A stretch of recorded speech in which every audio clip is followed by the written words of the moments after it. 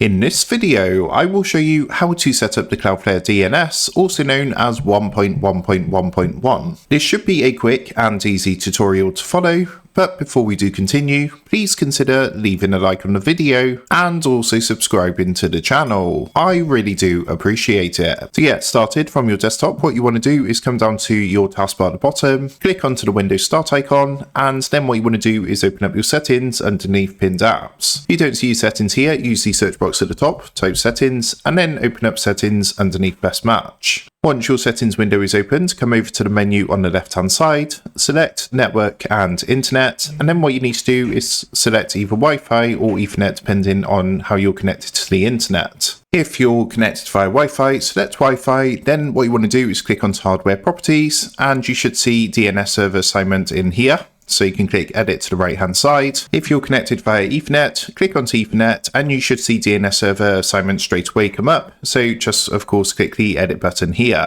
Now once you've done that, you're going to get a pop-up window like this. What you want to do is change this from automatic to manual. Then what you want to do is turn on IPv4, and what you want to do next is enter the following into the preferred DNS, which is 1.1.1.1. In alternative DNS, you want to enter 1.0.0.1.